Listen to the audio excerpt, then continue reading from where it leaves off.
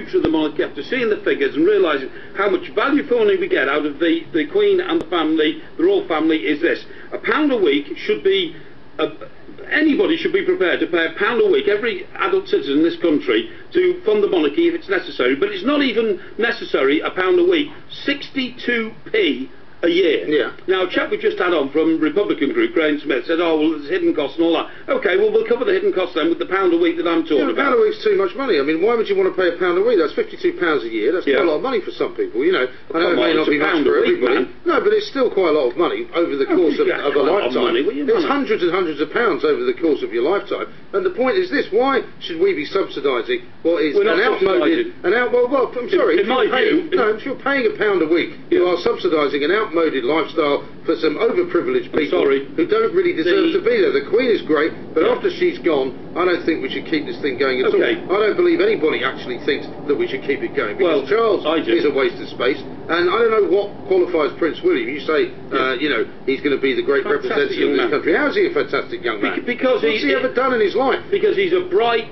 he hasn't done anything in his life. Good-looking young man. Well, there's lots of bright, breezy, good-looking young men, but they're not going to be offered the chance to be the King of England, are they? Honestly, Mike, sometimes you sound like Mr. Angry, you know, when you can't get your head around a subject. I've already said we skip a generation, we go straight to Prince William. Let me ask you this. Do you think that the presence of Prince William's mother, Diana, Princess of Wales, was good or bad for this country? Do I think it was good or bad? Yeah. Of course it was good. Thank you very much indeed. Let's answer the question. Let's go to the lines, please, and talk to somebody who wants to debate this. Excuse me. Let's go and talk to Paul, who's a Liverpool fan on the M25. Hiya, Paul.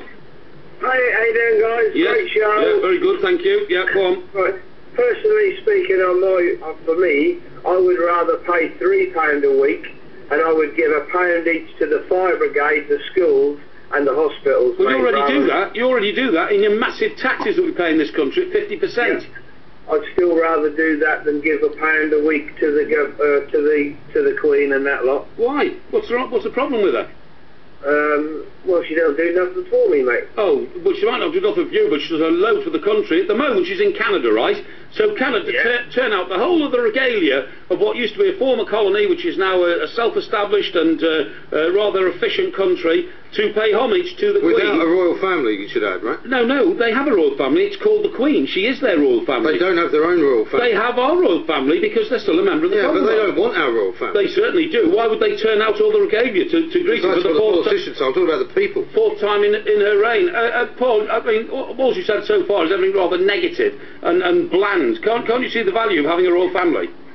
No, I can't, mate, to be honest with you. OK, well, I feel a bit sorry for you. Like Mike said, Buckingham Palace will still be there, and people will still go to see Buckingham Palace and say, oh, that's where the Queen used to be. What's the difference? The difference is this. Why would you change the guard of Buckingham Palace if there's nobody inside it to guard? And do you realise that the changing of the guard of Buckingham Palace is the most visited ceremonial procedure in this country, day in, day out, for 9 months of the year? So that's the answer to that one. Paul, thank you very much indeed. Right, let's get let's get back to this idea of you wishing to subsidise the royal family to an even larger extent than we already do. We don't subsidise These people are very wealthy. The Queen has got a massive personal wealth. I mean, whenever they do that Sunday Times rich list, she always appears as, I think, the richest woman in Britain, right? But she works. She has an awful lot of personal wealth. But now, she wants to be the Queen of England, and I think she does a great job, by the way. The royal family have no business then coming back to us and saying, oh, we need more money from the public. £1 a week is too much money. Any kind of amount of money per week is too much money. The Queen works. She does a fantastic job. She brings in millions of visitors a year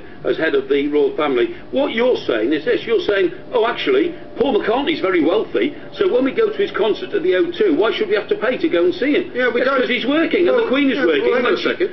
Ceremonial duty. Defeat your own argument. We don't pay Paul McCartney to exist, do we? Yes, we do. No, we don't. Of course we do. We buy his records and we go to his concerts. He gives you something in return for that. She gives us something in return. She doesn't give us anything. She gives us a massive ceremonial duty. She gives us a massive ceremonial institution called the Royal Family. Give us a call, please. 08717 223344, or text us on 81089, or email us via the website at talksport.net. Right, let's get straight back to the calls, because I want to speak to somebody who is thinking my way so that my argument can be bolstered on this show. Let's talk to Sam, who's an Arsenal fan in Highbury. Hiya, Sam. Hello. Yeah. Hello, Andy. Hi, Sam. Great programme. Thank you. Go on.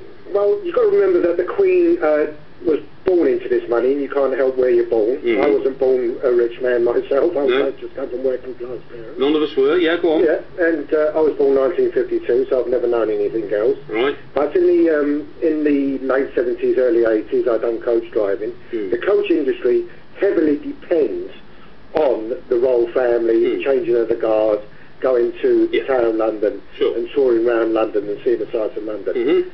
You'd be surprised the Americans love the royal family. They do. And also, surprisingly again, so do the Germans. They absolutely adore them. Well, they are German. So I just had a thought the other day about this. About why don't we make the royal family the head of Europe instead of just of England? Well, I'll tell you, that's not such a crazy point, Sam, because I was reading some constitutional direction just a couple of days ago in preparation. What were you reading? And some constitutional direction, and what they... What was that like? Was that like a map reading or something? Well, if you just... ease off for a moment. Let me tell you, it's constitutional direction. What I'm saying is that the view around the world is that if more countries had a monarchy, it would bind their communities together in the same way that we're bound together in this country by having a head of state who is a queen. And so you're absolutely right there, Sam, that it's a tremendous benefit. The Germans sees that benefit. I mean, most other countries in Europe would love a royal family. And the other thing is, the Sam... French wouldn't. Hang on, Sam, you... They had a revolution. Sam, you say that it supports the coach industry. What about supporting all of the other industries, like the publishing industry, right, which you've been in all your life? The publishing industry largely depends on the royal family to publish glossy magazines, to publish newspapers. Well, it may have been the case in the past. Sam, thank you very much indeed. Princess Diana was the last member of the royal family who you will remember, who's, if you put her face on the front page of any newspaper, the newspaper would actually sell more copies. If you so you think William and his... William sells no newspapers whatsoever. He's an anachronism. He's out of date. He's not in touch. Let me read you this from Dr. P.I., who says, Mr. Parry, I'm a little concerned about your current state of mental health, and in my opinion, I believe you to be suffering from some sort of psychotic episode with outbursts of delusional ideas of grandeur. I recommend at least a month in a secure unit with padded walls and to wear a full straitjacket, as I feel you are a danger to not only yourself but members of the public. So that's one. Daniel in West House because it was offensive. As per usual, Mr. Parry, you are talking rubbish. We need to do away with the royal family as they aren't really useful in this modern age. This is the bit that you don't get about my argument. I understand that the Queen does a great job, but she is the last of that family that should be employed by this country. Let's face it, that's what they are, right? I do not wish to employ Prince Charles. Under your constitutional direction, you make out perhaps that Prince Charles would be better off going off to be the head of state, the king of Afghanistan. You think that would still happen? I do. If you've got a troubled country like Afghanistan, Iraq or Iran, you could send Prince Charles over to become their head of state on a United Nations directive. On a rolling basis? Yeah, on a rolling basis to say, see if I can help, see if I can bring you together, that sort of stuff. You're mad?